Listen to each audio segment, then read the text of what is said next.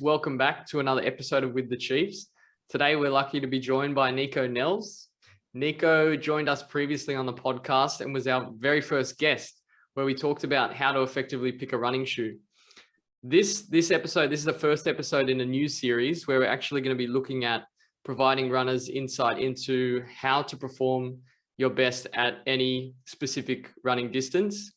In this episode, we'll be focusing on the marathon distance specifically and diving into topics such as goal setting along with specific training and racing tips. Nico recently completed a marathon at the Orange Running Festival, where Dom also completed the half marathon. Nico achieved a fantastic time of 2 hours, 59 minutes, 23 seconds, breaking the illustrious sub 3 hour barrier that many runners strive to achieve. Nico, welcome back to the show.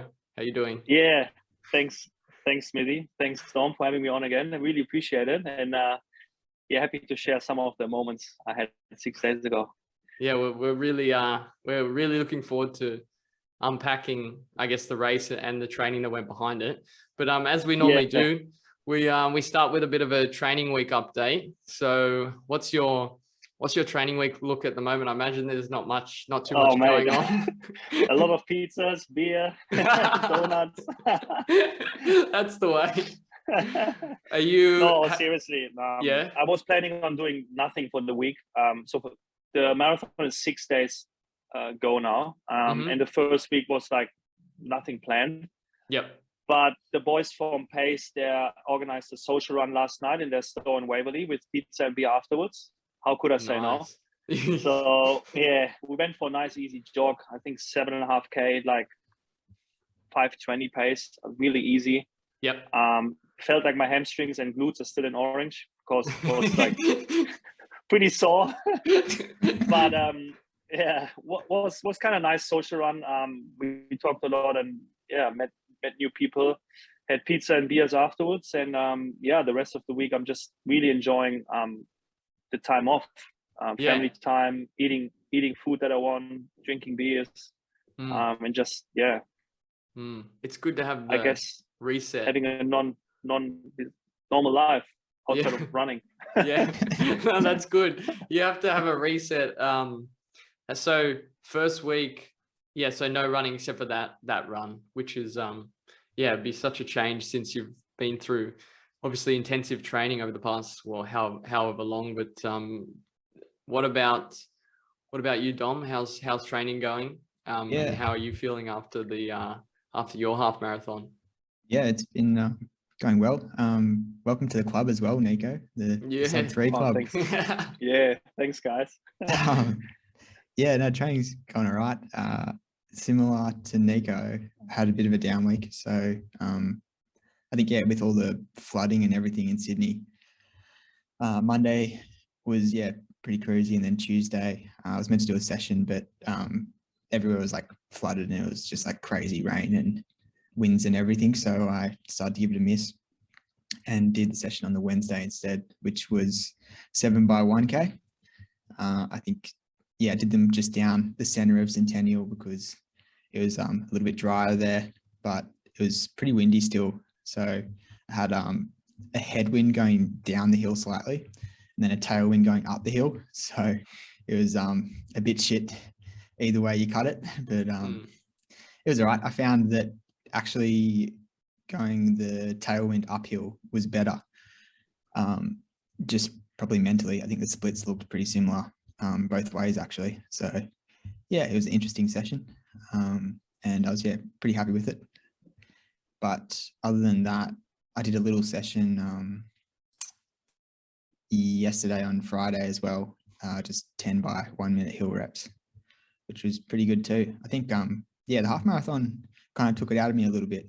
I was happy just to have a bit of a cruisier week. Still covered a few Ks, but not as much intensity, which was good. What about you, Smitty? How's your training going? My training is going. It's going well. It's definitely on an uphill trajectory. I was saying to the guys before we started recording, I'm lucky enough to be getting coaching now from Sally, who we had on the podcast, which is which has been awesome. Just going through that process of, well, I did the interview with Sally to determine sort of what the tools that we're going to be using. If you listen to the previous episode, Sally's episode, you'll know that she's very into using data and analytics. So I'm extremely excited to sort of start building some training and seeing how that's going to play out. But in terms of this week, just having that accountability has helped me massively. And also having someone set the program has been helpful. So I did 4x2K at threshold, which went well. I felt good. And I think the cooler weather is definitely helping as well. Being 15 degrees and makes a big difference. Then Friday I did 5x1K with 200 float. As I've said previously, the float is interesting. It allows you, although it's only about 50 seconds, it still allows for a decent amount of recovery. I felt like when I switched on for the 1K reps, I was able to go a little bit faster than I normally would, just doing a continuous tempo.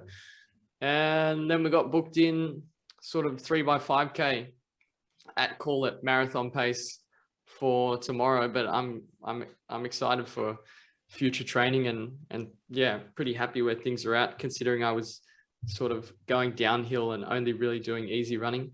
But that's enough of me waffling about training. I would say it's good. What's the race plan? What the are you race gonna target plan? next?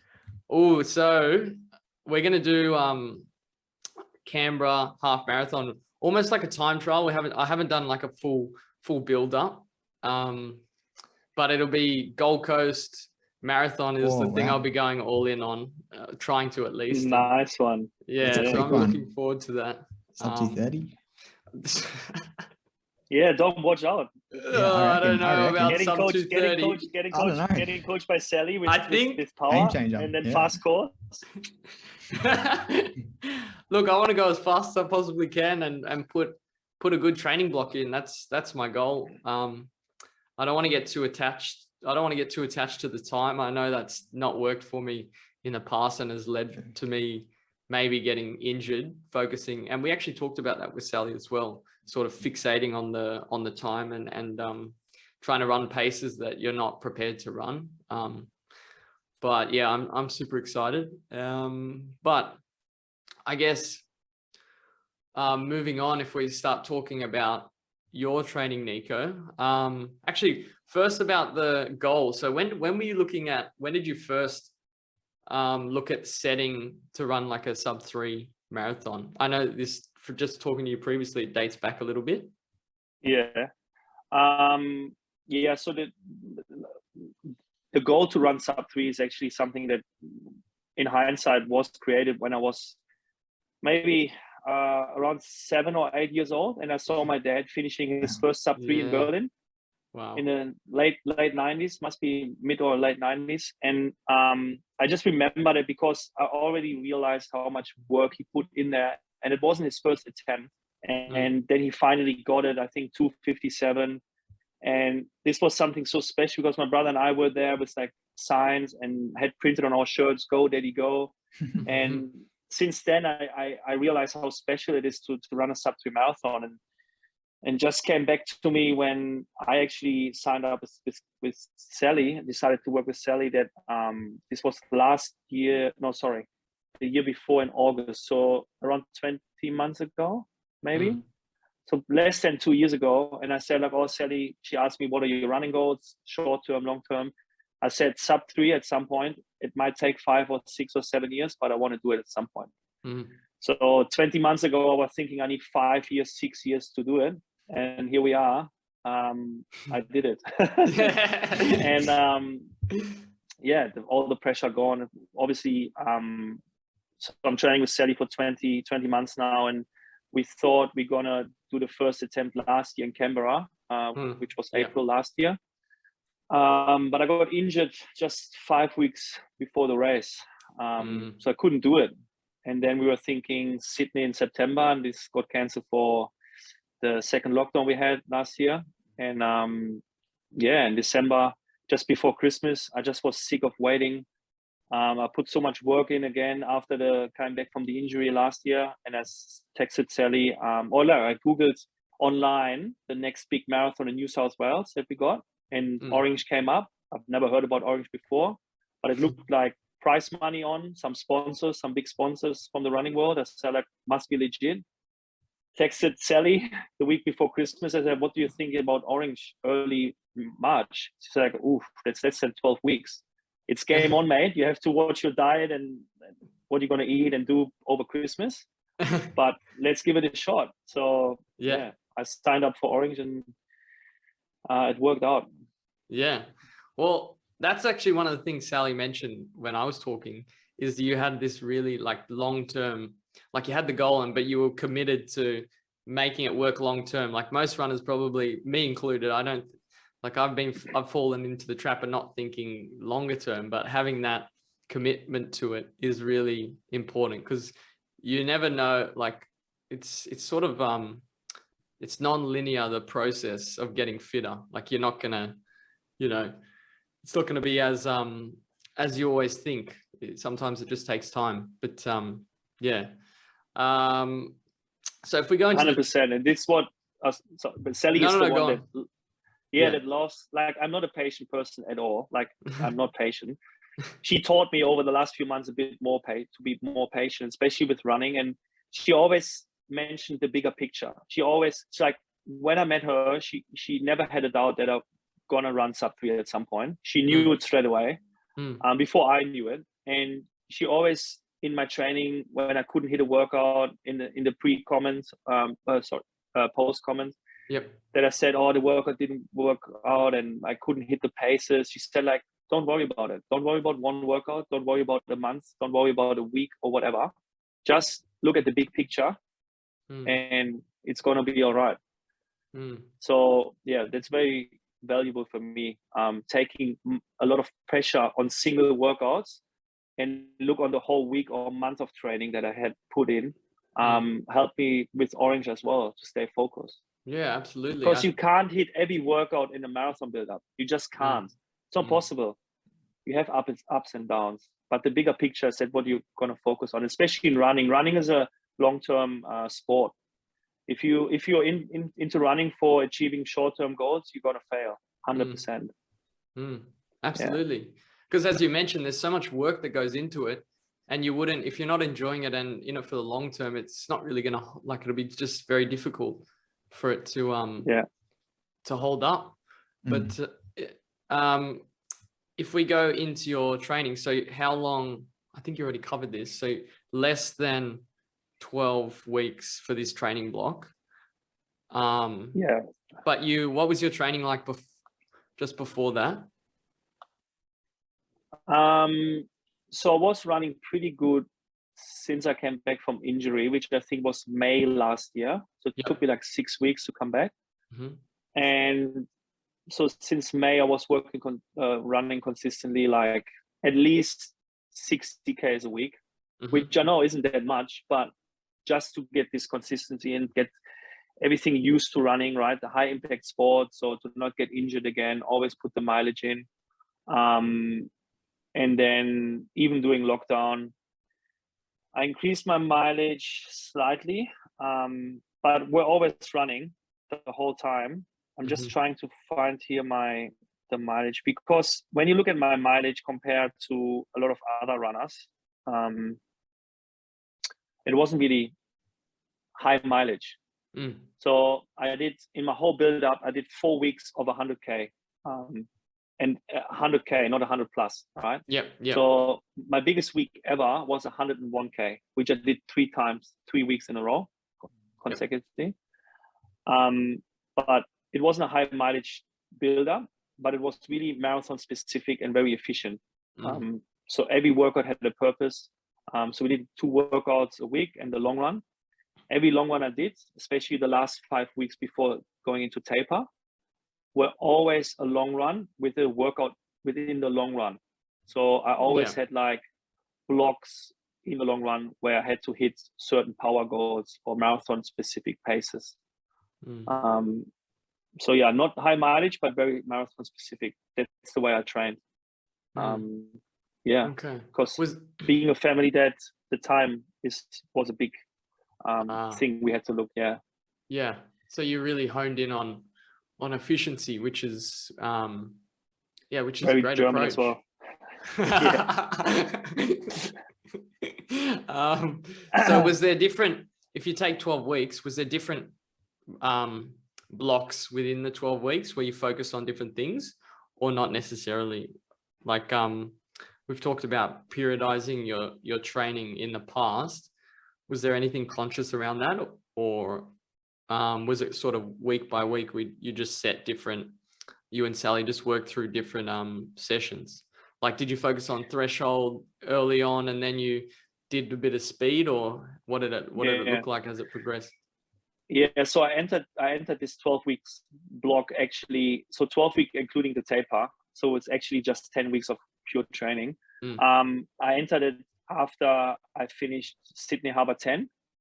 So we did a specific block, I think 2 months, 8 weeks for Sydney Harbour 10, which obviously has a bit different structured workouts than for the marathon. It was more speed, trying to get the threshold higher, get the threshold up for the 10K race.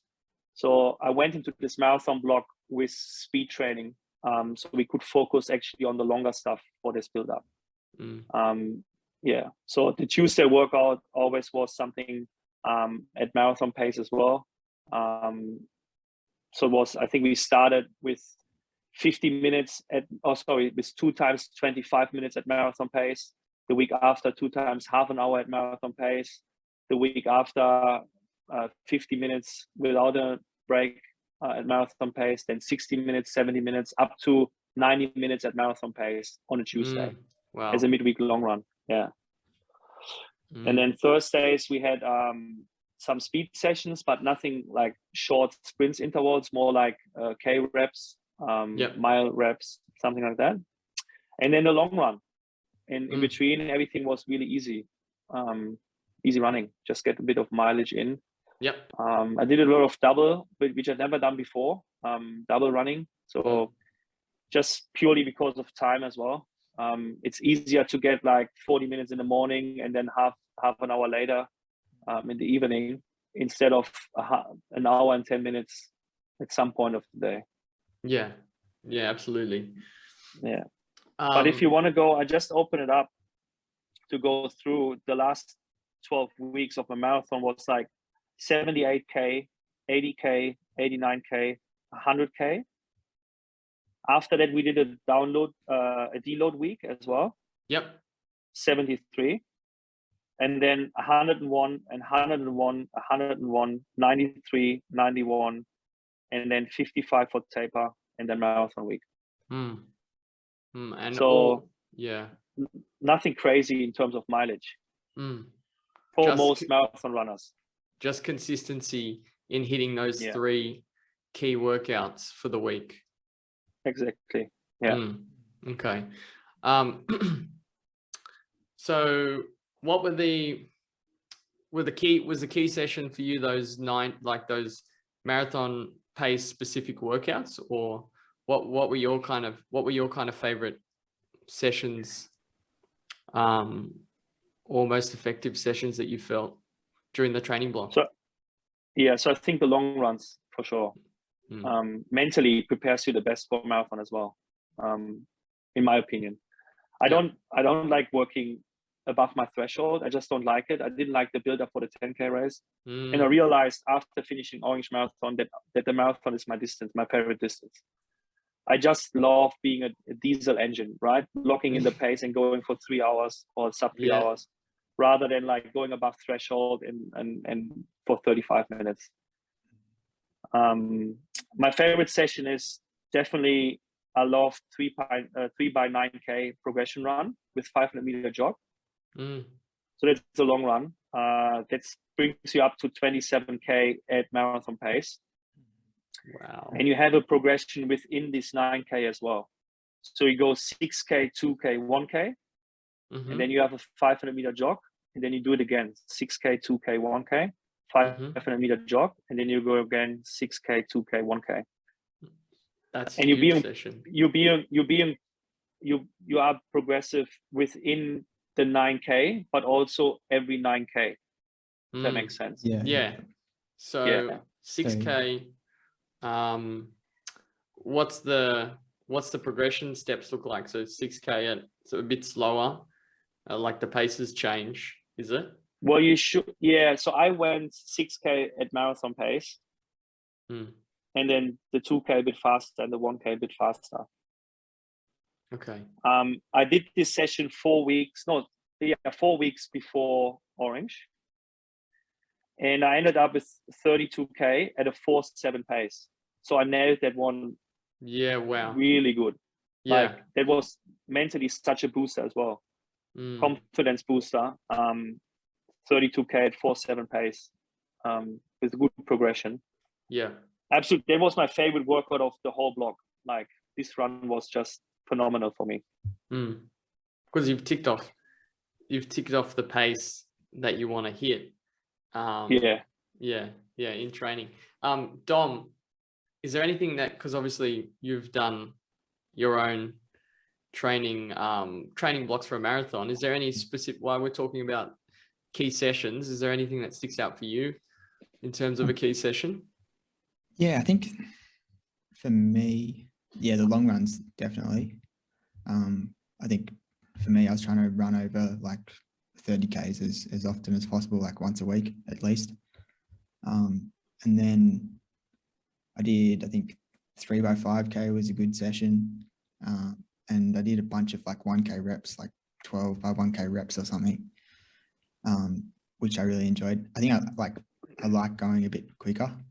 I kind of don't like the threshold stuff that much, kind of the opposite of Nico. So I think doing a bunch of 1K reps is a good way to kind of tick all the boxes for me. But yeah, many ways to skin a cat. It's true. As long as, you just need to get the volume in to those sessions though. I think when we were training for our marathon, I think I've talked about it in the past, but training with Dom, I had to stretch so much, like especially running, like beyond stretch, I had to run long runs like hard. And I felt that helped. So similar to, like I ran not a lot, but maybe in my first build up, my second build up, similar to what you're describing, Nico, is like, but not structured mentally like that, but it was just a force of running with Dom, that I pretty much was pushing myself, but not too hard, which really helped, like those longer runs, like 33Ks at a decent pace, build the confidence, and obviously gets you quite fit. Did you do any you look like you're about to say something, Nico. I think I cut you off. No. No, okay. Yeah, okay. I was about in general. I just wanted to quote something that I found weeks ago. Yeah. I don't know if Frank Shorter, the American distance runner, I think he won a medal in marathon Olympics with them. He said, I found it online. So he said 2 hard interval sessions a week and 1 long run, 20 miles or 2 hours, whichever comes first. Every other run is aerobic, and you do as much of that for volume as you can handle. Do this for 2 or 3 years and you will be good. Yeah. And this is, I think that's what Sally's told me all the time as well. You just need to be patient. And if you're new to running, just don't go too fast on these big goals, like a sub 3 or sub 3.5 hours marathon. Running is a thing that you have to do it long term, and you just have to do it patiently, and then with a structure like this, you do it consistently, week in, week out, and you just wait, and the hard work will pay off at some point. 100%. There's no way that it's not going to turn off. There's just no way that it is going to happen. Yeah. And I think this is the really, really important message to most people that trying to train for a running event. It's just be patient, put in the work, and the result, it will come at one day. It will come 100%. Yeah. Just keep your head down and just keep training in an intelligent way. Like pretty much what you're in doing those sessions, and it will what is it, Mr. Daniels, who we were talking about previously on the podcast, what did he say about, he said no race is ever a fluke. Like it's never a fluke. Because training is just like, you can't just go out there and run sub 3 if you haven't put in the work, or which I found was a pretty good takeaway. But did you do any specific tune-up races before, like in the build-up? No, there wasn't time for, like, there wasn't really a tune-up race that was on the calendar besides the Sydney Harbour 10, which was just like 16 weeks prior. But not tune-up race. No. Yeah. Okay. No time trial either. Just the training blog. Yeah. Do you remember when you trained for your previous marathon, and how different was the training? Well, the one that I did 2015 in Berlin. Mate, I did it the other day for some. I showed it some friends. They're marathon runners as well. It's actually, when I look back, running 3.5 hours in Berlin 2015 with the build up I had, is quite impressive, because my average mileage was, I think it was 39K, right, for like 16 weeks. And I did one run above 30K, and the pace was like 5 minutes 55 for the long run. Very different build up. Very different build up. So that I finished 3.5 hours, actually, in hindsight, was quite impressive, I would say. Because it's definitely not a bad time. But there was nothing structured. I did the whole build up, including the race, with one pair of shoes. Like, there were no shoe variety. There were no friends, no run club involved.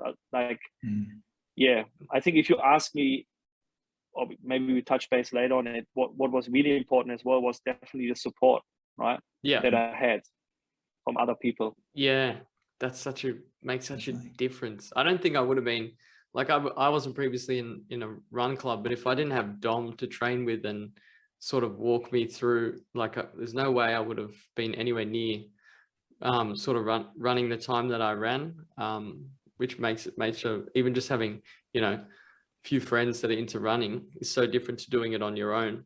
I think it is a bit of cliche, but if you want to achieve a certain thing, you should surround yourself with people that have done that before. And you read this online and think like, well, it's easy to say that, but now having this build up 2015, where the only person I knew that did a sub-2 marathon was my dad.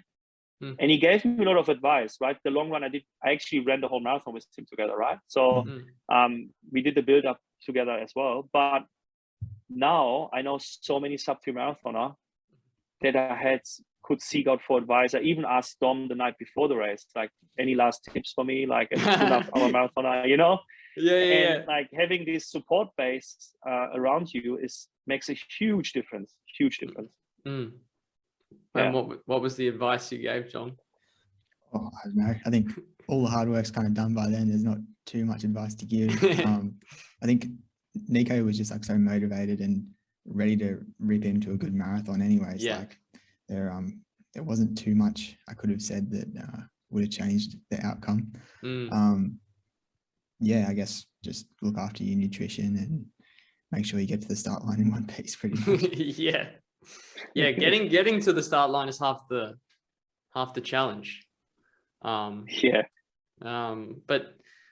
I think you've already touched on this, but what did you enjoy about the training? Was there anything in particular? You mentioned you sort of enjoyed the, like, locking into a certain pace and just going for 3 hours, but anything else that you really enjoyed about the training? Well, there were ups and downs. There were workouts I look back on and think I'm really proud to keep pushing through the workout and got it done. But the whole build up was just, it's a good memory, but nothing specific. Just to see the progress, I think. You definitely, like, doing this workouts, especially like every Tuesday I did this longer time at marathon pace, which got built up every week by 10 minutes. and I could see like every week it was like easier to hold this pace for even a longer time, Tuesday after Tuesday after Tuesday. That's definitely, is a good feeling. That keeps you going.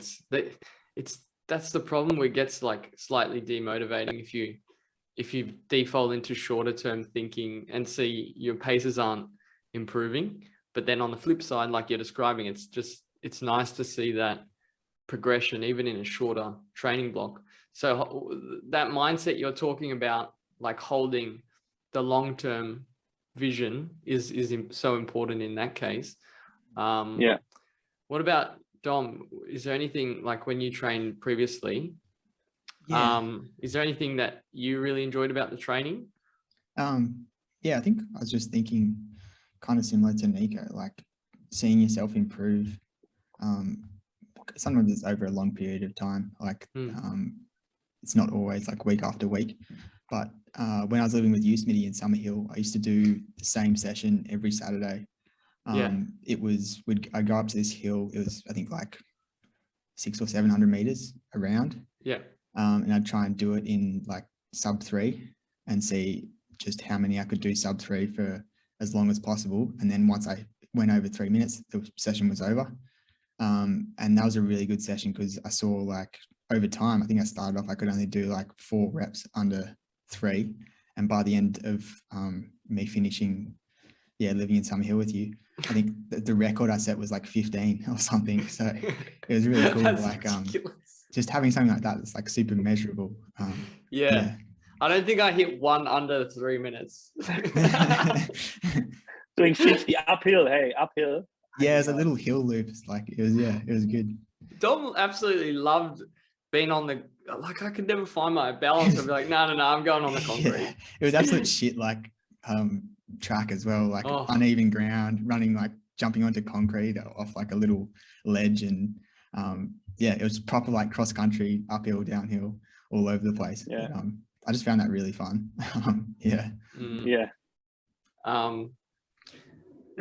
What the other thing I have to ask is, even in a 12-week training block, there's sort of seems to be there can be ups and downs like you talked about.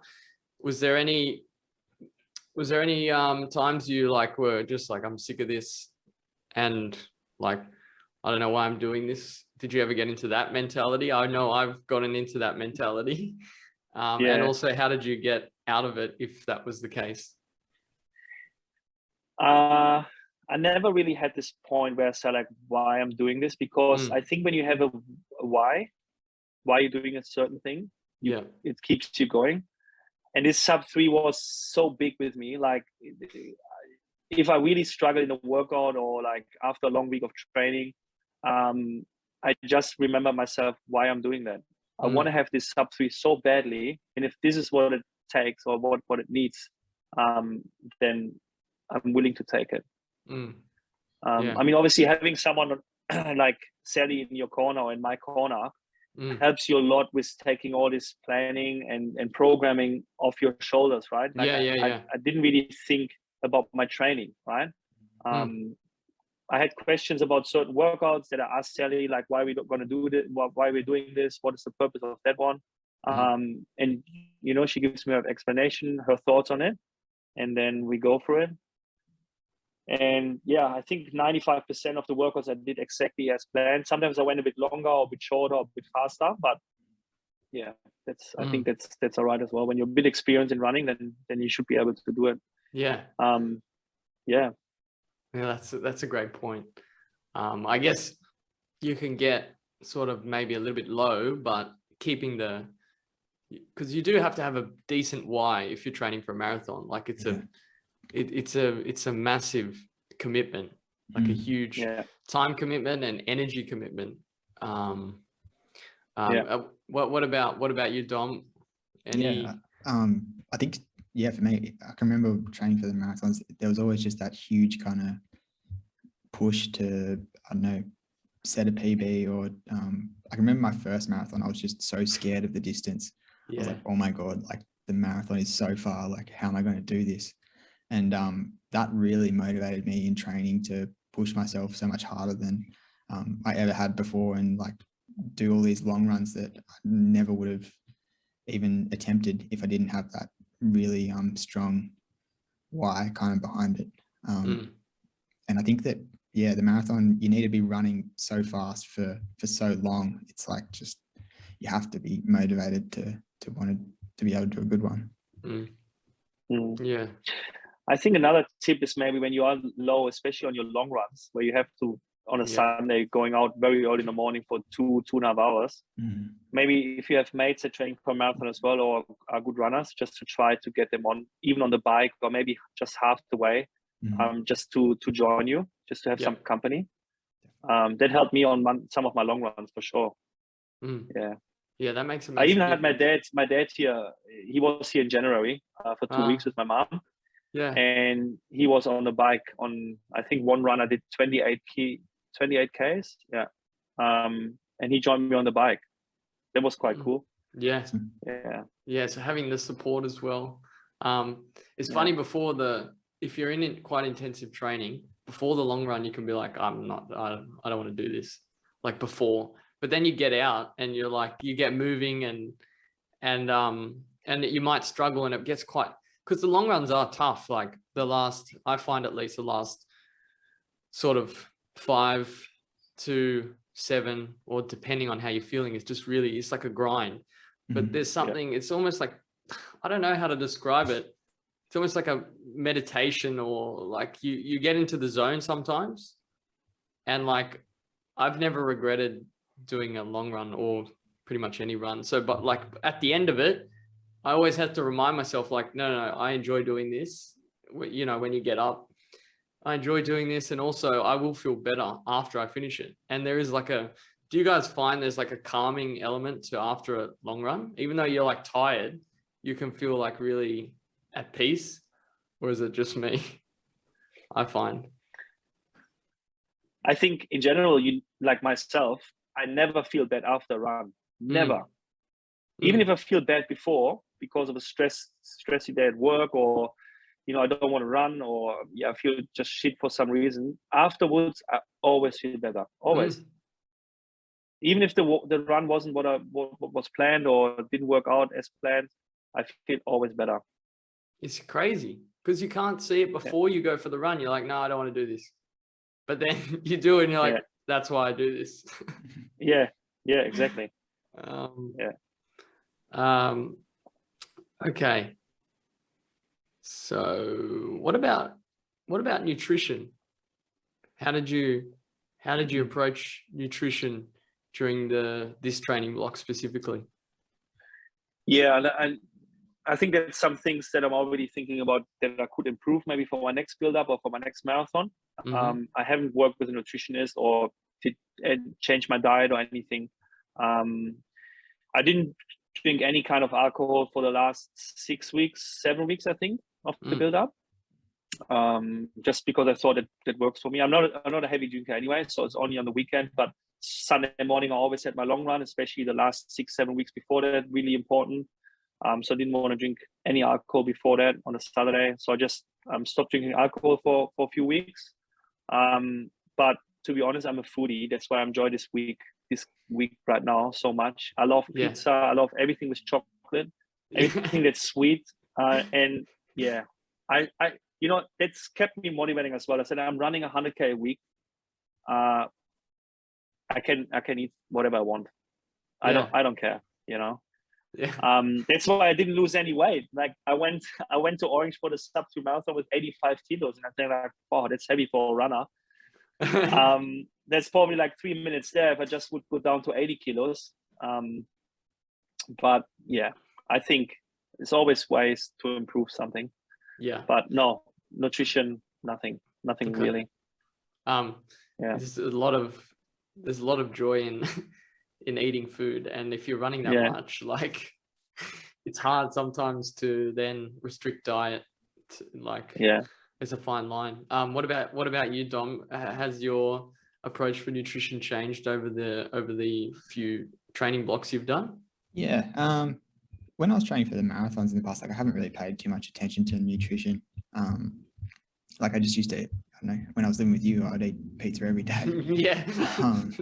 Like literally. And But then I started working night shift at work, and that was like a kind of a big wake up call to address my nutrition, because it's just, I don't know, something happens to your body when you start working night shift. I think you just start craving crappy food, and I could kind of see my nutrition just spiraling a little bit out of control. And I think that happens to everyone every now and then. You kind of slip up a bit. So I called myself out on that and went and saw a nutritionist, and working with him was really good. His whole thing was the alkaline diet. And so I don't know, you can go a bit too into it as well. I was like tracking my calories and stuff like that. And I could see myself kind of almost getting a bit too into it, kind of like making sure I was in a deficit and things like that, which is like a bit, I don't know, shit. But the alkaline diet was interesting, and it's good to kind of have something to focus on with your diet. Like, okay, this is the foods that I want to eat, so I'm going to only eat those foods. And I guess it's kind of like that running mindset where you're ticking off workouts or ticking off runs. Like, it's the same thing with nutrition. I found I was kind of just putting certain foods on my plate and feeling good about it, because I knew they were going to be working well for me. So I think having that knowledge and finding out what works for you and what gives you energy and what makes you feel good is probably worthwhile doing, because I think everyone has to eat, but not too many people spend too much time figuring out what actually makes them feel good and energizes them. It's absolutely. super individualistic. Like, I don't know what makes one person feel good, it could make the other one die. Like, it's pretty crazy. Interesting. Nico, what about your nutrition during did you do anything before long runs, and also what were your plans around nutrition for the race itself?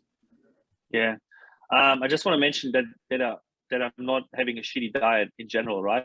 Okay. Not that people think like, oh, he's a sub-3 marathoner, but he only eat pizza and big beer and donuts and stuff. Good to clarify. So, I didn't change my diet. It doesn't mean like I always eat healthy. I always try to eat fruits and vegetables every day.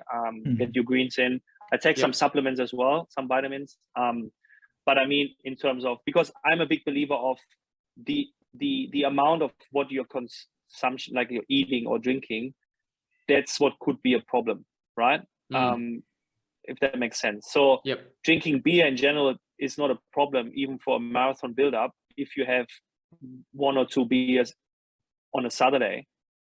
But every night a beer is a problem. Same with chocolate. If you eat like a little chocolate bar, like maybe every second day after dinner to treat yourself, it's not a problem. If you're eating 3 chocolate bars a day, this could be a problem. So that's a good point. With nutrition, I don't have a stomach that's caused me any problems in the past. So I knew I go with gels. 2015, I just took whatever gels I got, but this time I tried the Morton gels. Because you see everyone using it, and apparently they're the best. And I like the consistency and the taste. So I tried it on my long runs, and it worked out. So I took the Morton gels. I took every 8K a Morton gel, and I took the last 2 of it were with caffeine. Okay. So at 24K and at 32K. I took 2 with caffeine. Okay. And hydration was just the water zipping on the water. That's the good thing about the Morton gels. You don't really need to take them with water, because they have this special formula. The other gels I think you should take with water. But with the Morton, it's not really necessary, so that helps. But I just took the water and the power rate that was being given on the course. What about your nutrition race day nutrition, and also build up, Dom? I know on some of our long runs we would take 1 or 2 gels went towards the back stages, but just in general, did yours change? Similar to Nico, like I haven't had too many gut issues until more recently. So Until the beast root juice. yeah, exactly. Thanks, Turbo. But with gels, it's been mostly all right.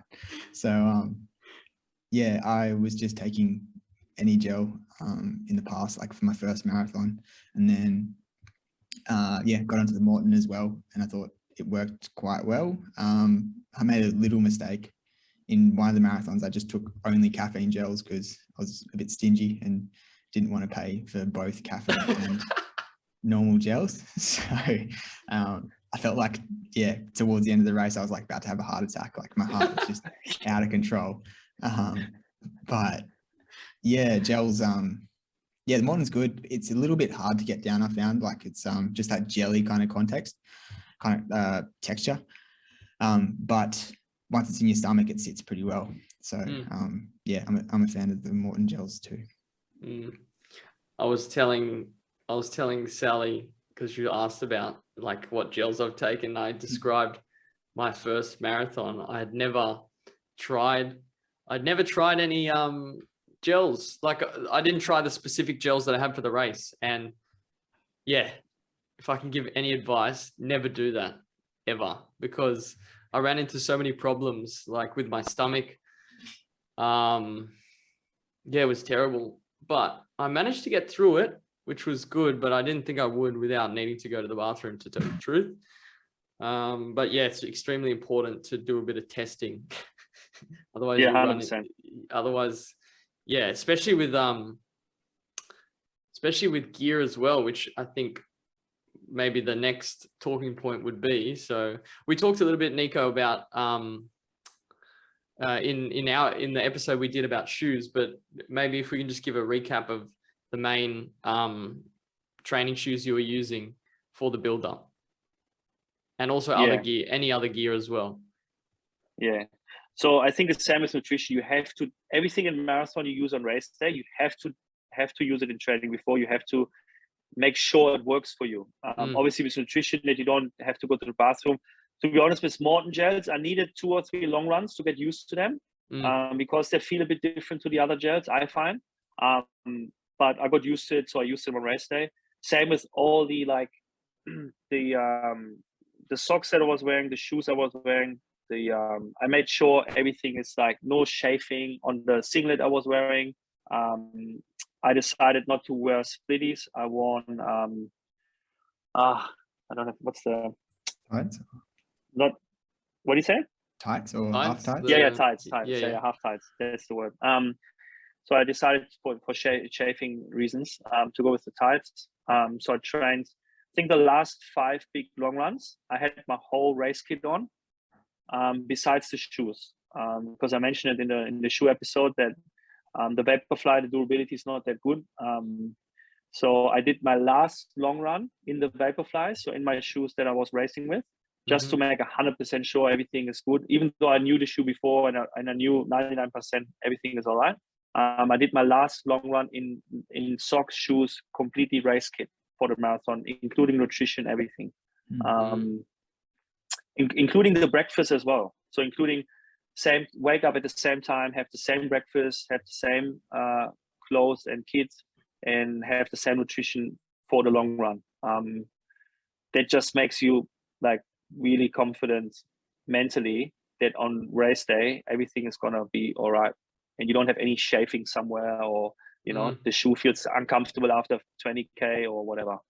Yeah, definitely. And shoes, I had a rotation for I think 5 or 6 shoes, so I had all kind of different shoes. The Hoka Mach 4 is one of my favorite shoes, and then I had the RC Elite from New Balance for my long runs, which have a plate in them as well, so it's their super shoe, a bit more durable I found, and so I used that for all my long runs besides the last one. And then some other shoes, Daddy Trainer, that I just rotate. But shoe rotation, something that I changed as well. It's just very important for injury prevention as well, I think. To have different pairs of shoes, definitely. Yeah, definitely. Doing the preparation is important. It can be overlooked, especially if you're buying those the Vaporflies, which are expensive, and you don't want to wear them out before the race. But if you don't try them, you can run into all sorts of issues. Did you have any? Yeah. Do you have any issues, Dom, yourself with gear? No, not on the weekend, but I think I've learnt the hard way.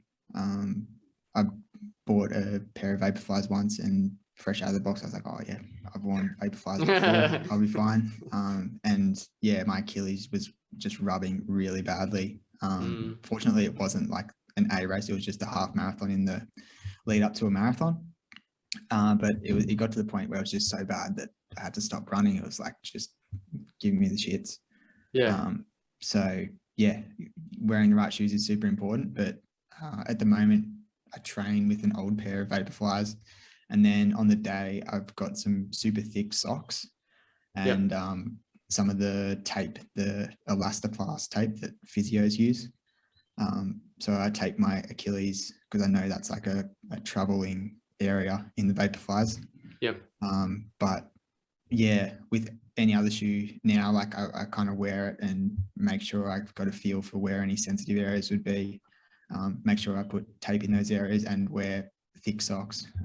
I think like the Steigen socks are great, and I was really sold on them for a long time. But yeah, after I got those blisters, I was like, well, probably need to invest in some nice socks and some thicker kind of socks. So yeah, I went and got those, and that was like a game changer for the marathon, having the confidence that I wasn't going to get any blisters. Yeah, absolutely. I remember when we were in Melbourne, Dom, and I bought those socks for the first time. I got sold like, these will never get you blisters. Yeah. And I wore them for the race. I'd never worn them before. Yeah. They didn't get me blisters, but that was another risk. Like I must be a sucker for like with the gels. Yeah. But that was interesting.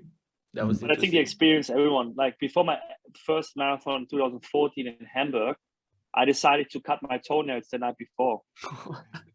And this was, it didn't work out really good. Yeah. But it's like, you're just like, your mind is playing games with you. It's like, you have everything. Oh, your toenails, they look a bit long. Oh, could be a problem on race day tomorrow. Let's cut them. Like, no, don't do that. Don't do that. Once you have your last long run and you tried everything, it doesn't matter. Even if Nike goes on 90% for the splitties and you like them, don't buy them. And don't try them on race day. Don't cut your toenails anymore. Don't do anything. Like, just whatever you tried out. And work, just it's gonna be all right. You tried it out, Did you get any sleep? Did you get any sleep before the race? Like, did you get good sleep before the race, or were you like tossing and turning? Yeah, the night before, I think no one can really sleep before that. Like I couldn't sleep. Like I woke up all the time. Yeah. The night before, I had a good sleep 2 nights before the race. So it was good, but the night before, I can't sleep the night before. Yeah, it's like your nervous system is just active, ready to go, and you're like, you can't stop thinking about it. Like your mind's like rushing, you're like and it's like going through all the scenarios, and it's not in Canberra I slept pretty well, and I saw something the other day. It's like Canberra's like the #1 city in the world for sleep quality or something. So really? Yeah. I thought that was pretty funny. Why? I think like, I don't know, like the cool air or something, or the altitude, temperature, all that. But doesn't it matter where you sleep in Canberra? Like if you sleep on a wooden floor, I don't know if you have the best sleep there. Just because it's Canberra, like yeah. True, that's a good point. Oh dear. Okay. That's interesting. Thank you for providing the insight into, I guess, the training specifically, but let's chat about the race itself. What was the course like just in general, and what was the general feel for the course? Oh mate, I felt like a trail runner. I felt like an ultra runner.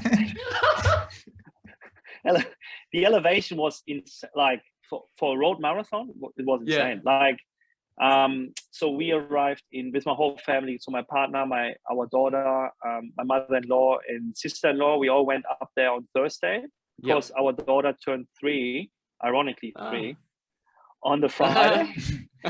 So we celebrated her third birthday on the Friday. So I was confronted with this number already, 48 hours before the race. So don't see the number again on the weekend. And then Saturday, so Friday, Saturday, I drove up the course. And I was surprised. Like the first 5K, I think in all races, also for Dom's race and the 10K race, was pretty much just uphill. And then 24K, there was a big steep hill after 24K, which was just massive, like in the marathon. But yeah, I mean, my hamstrings, I think after 20K were really like, I was a bit worried. I was thinking like, oh, don't tell me I'm getting cramps now in my hamstrings. Because they got really tight. But yeah, other than that, the course, pretty boring. It's an out and back. But I knew that before. Not much spectators, or actually none. Besides some cows and goats and whatever. Because the road was closed and it was just an out and back. So spectators couldn't even come really. Right. And I wasn't sure about the out and back thing. I think there was 3 turning points in the marathon. But I liked them because you could see how far the other people are behind you. So I actually liked the turn. I thought before the race I don't like them because it takes a bit of your rhythm and pace and momentum. But the turnarounds, I really enjoyed them. So that was really good. Yeah. Okay. But other than that, like a boring race with a lot of elevation, like a boring course. Sorry. Like, yeah. You didn't expect to go mountain running, but yeah, I think I ended up with 340 meter of elevation, and the stride footboard is pretty accurate with elevation. So 340 elevation gain for marathon is pretty tough for a fast road marathon. It's pretty tough. Yeah. And Dom, what was the course, was it similar for the half? Yeah. Turned around a little bit earlier, but yeah, it was all like uphill on the way out and then downhill on the way back. I felt like the hills themselves weren't that bad. It was more so like the chip seal road that really pissed me off. Because like, I don't know, those old country kind of roads, like you just don't quite get the same kind of pop, and you kind of have to always be a bit careful where you're treading and stuff. I think after all the rain and whatever they've had as well, there was more potholes, and the roads probably aren't in as good a condition as say Canberra or Sydney. And it's pretty boring as well, like just the scenery and stuff. Like it was just running past farms and I don't know, trees, like pretty boring kind of scenery. There was nothing really to look forward to. Like I felt like Canberra's really good because you go like around Parliament House and you go out along the lake into this really nice like park, and then you come back out onto the highway, and it's like all these different environments that kind of like keeps you motivated and interested, because it's easy to kind of just forget about the running then if you've got like nice environment to be surrounded in. Yeah, for sure. Okay, so what was the strategy for you, Nico, going into the race? Was there anything in particular in terms of pacing or just general race strategy? Yeah, so I think I texted with Sally the week prior, and we made a bit of a race plan. I think a big game changer for me was to put my watch on automatic 5K splits instead of K splits. I've never done this in a race before, but I pretty much did it in most of my long runs, 3 times 9K or progression run, 7K, 6K, 4K. That makes it easier rather than to think about 42K itself.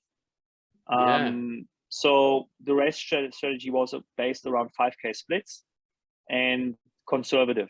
So start really easy into the race, not too fast, which helped on a course like this in a smaller event. I find like when you think about Berlin, I mean, the 500,000 spectators that you have along the course in a big city like Berlin it helps a lot, especially at the end. I'm not gonna lie, it pushed you beyond your boundaries, because you're getting pushed and you're not gonna stop. But on the other side, with like just 100 people started at the marathon, and me being at the front, you don't have so many people that you want to run with, and that brings you out of your rhythm. So I could concentrate on my own pace and my own rhythm from the first meter without so many people around me that running fast or slow or that I have to overtake. So yeah, conservative, going for the first 5K for like 4:12, 4:11, 4:10, and stick until like 30K around that pace. Because I think the marathon starts up from 30K. So Yeah. that was the race plan, to just be conservative until 30K. Yeah. Don't do anything. Don't be too greedy, because you're gonna feel good. You put the work and you be in tapers, your legs feel fresh. Your legs feel fresh than on any other long run. And you're motivated, you're pumped, you know, and you're gonna feel good. But you have to understand that the marathon is 42K. Yeah. And yeah, if you go on, I think I'm not the only one. With my first marathon, I blew up at the end, and I think that happens to everyone because they're just too motivated at the first half or the first 30K, because you are going to feel good, you know. Yeah. But you have to wait. You have to sit back. Don't be greedy. Don't be greedy. 32, latest 35K. It's gonna hit you. It's gonna hit everyone. Yeah, that's such a good point. A wise man once told me, Dom, if you're gonna have a dig from 35K.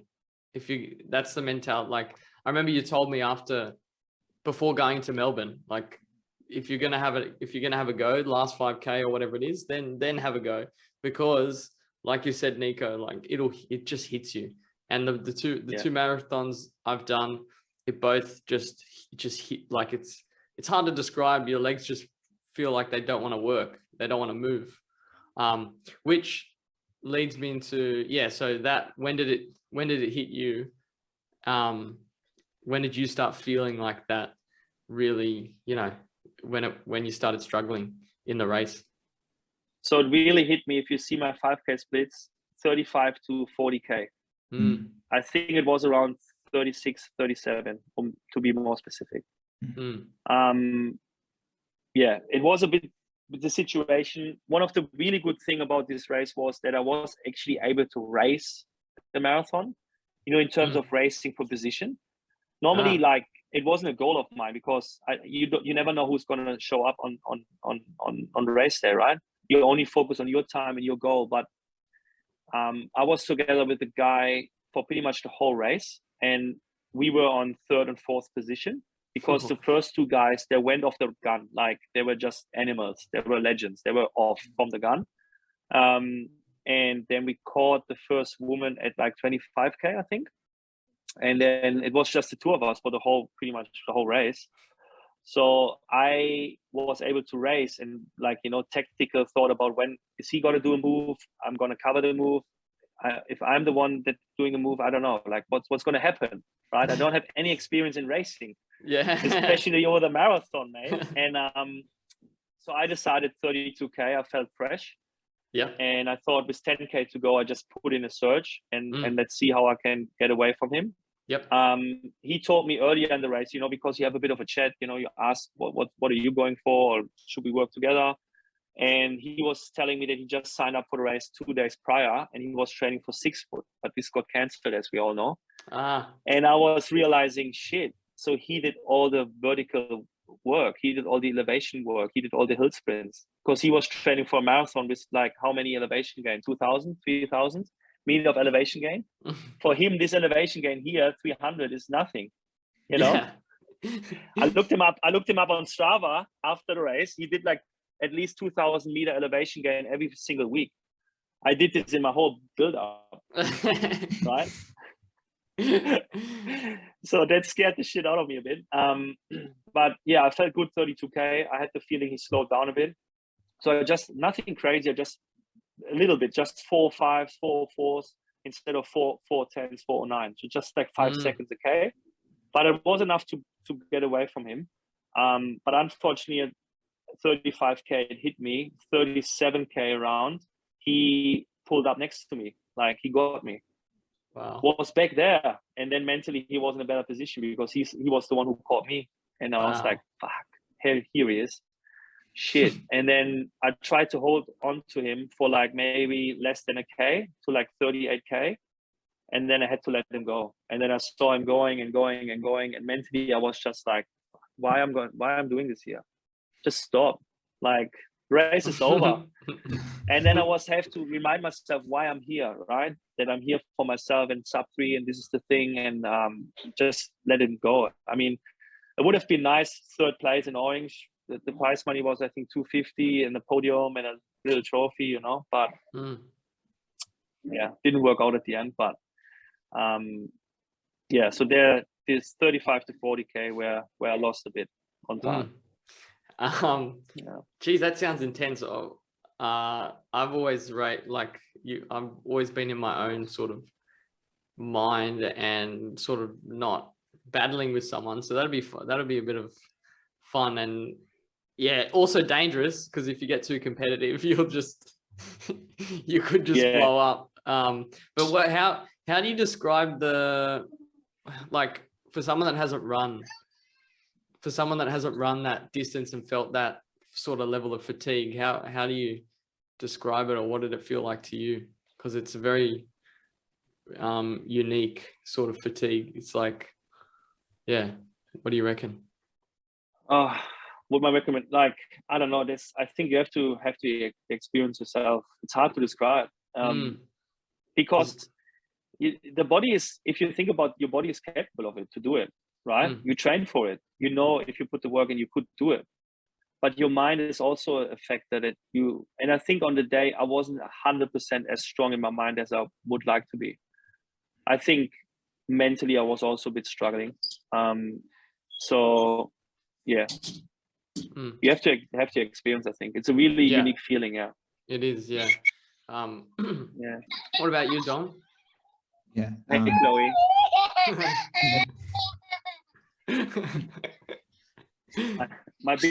my biggest supporter. Yeah. Sorry. Yeah, no, I think you get to the 35Ks and it's always going to be tough. Yeah, I think that it's something you can't really train for, like be as motivated as possible, but once you hit that point, it's kind of like just mind over matter. Yeah, you just got to like will yourself to get to the finish line pretty much. Yeah, I remember in Melbourne, like I remember almost not even using my legs. Didn't feel like I was using my legs anymore. Like I felt like I was literally using my excitement for the finish line to get there. Like my legs were just like beyond cooked. Yeah. And I remember like 34K, 33K, like just being like, I can't, this is ridiculous. Like, I don't think I'm going to be able to finish this. And like sort of going downhill. But then somehow I picked it, like somehow I actually ran like what was it? I don't remember the split, but it was my marathon pacing for the last K. And I don't know how that's possible. But especially looking back, thinking how I was feeling 33K. So it's almost like the last bit is extremely mental. Yeah. When your legs. The good thing is about the pain is you have to make sure that you understand the pain is it will come. It will hurt. Otherwise, you're not going fast enough. If the marathon is not going to hurt, so you run under your potential. And when the pain comes, just remind yourself it is at the back end. So once the pain is coming, you know you're almost there. Otherwise, if you're injured beforehand, obviously not. But if this pain, like whatever you want to describe it, I think in German we say the man with the hammer. I don't know if it's the saying in English, but the man with the hammer, when he comes, it's almost done. Just hang in there. Yeah. It can't be far. It can't be far anymore. Yeah. You know? Yeah.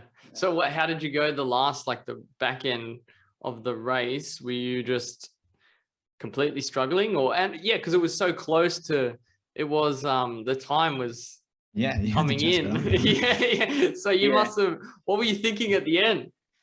So I give you quite a rundown on the 5K splits. Yeah. So the average pace for the 5K splits was 4:12, 4:11, 4:08, 4:08, 4:07, 4:10, 4:10. That's perfect, right? 30K. Yeah. 35, sorry. And then 4:37. Oof. For 35 to 40. And then the last 2K in a bit was 3:57. Wow. Yeah. So See, that's what I'm talking. Yeah, like it's crazy. because I realized GPS watches are always off, right, in the marathon, because you Mm. always end up with 42.7 at the end, 500 meters more. Yeah. So I realized within this last 5K split I had, and where I was really struggling, that when my watch is saying 4:13 average pace for the whole run, it's probably more likely 4:14 or even 4:15, because kilometer wise, the watch is so much further along, right? If that makes sense. Yeah, it does. So I realized I have to redline the last 2K, otherwise I saw myself finishing 3 hours and 10 seconds. And I said, like, mate, I can't, it's not acceptable. So the last 2K, I think, was a 350 something and a 348 for the last 2K. Wow. And I was overtaking a few guys that finished at the 10K, because they finished it with us. And it must be around 45 minutes finishing time for the 10K. And I think I got 4 or 5 of them on the home stage on the last 500 meters. Just overtaking them as the marathoner. But it was like, at the end it was like 37 seconds or something. Oh dear. It was tight. Yeah. It's as you said, me asking the question, like, you can't describe it. It's a very, very unique feeling finishing a race. And you can't, and what you said before, I can't describe either where I got the power from to redline the last 2K in sub 4 minute paces. I don't know how this works. I'm not sure. It's crazy how you can extract so much. You sort of, your mind might be limiting you a little bit, and you don't realize it until you get to the end, for example, when you know you're going to finish and you have to hit that time. So it provides extra motivation. But definitely. Yeah. All right. Well, this has been a long episode and a really quality episode, which has been awesome.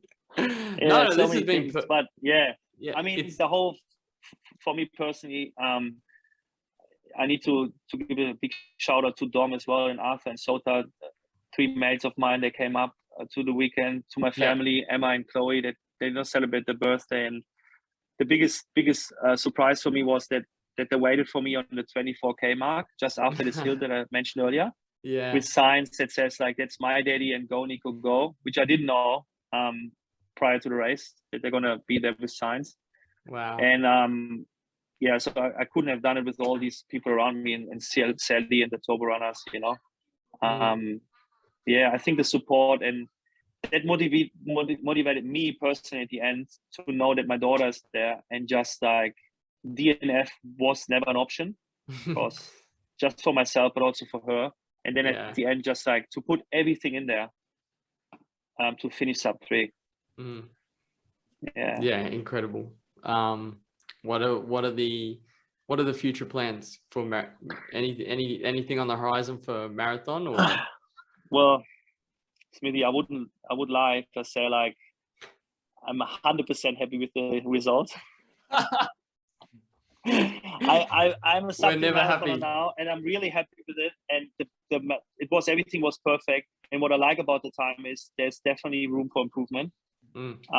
So I'm not done with that. That's for sure. Marathon is my distance. I learned this again. I love being out there for 3 hours, and I love the preparation for it. Yeah. Mentally as well.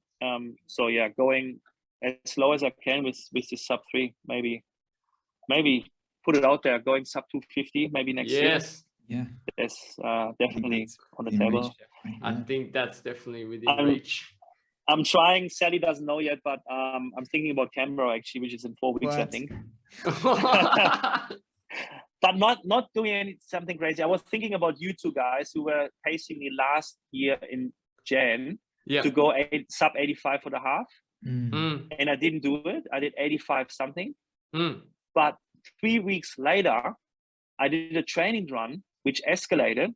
And I finished, instead of 60 minutes tempo, I finished a half marathon in 82 minutes without nutrition, without anyone pacing, without anyone there. But on the day, I learned, when you guys were all showing up to pace me, the pressure was on. Mm. The pressure was on for me in Orange as well. The pressure is not going to be on in Yeah. Canberra. True.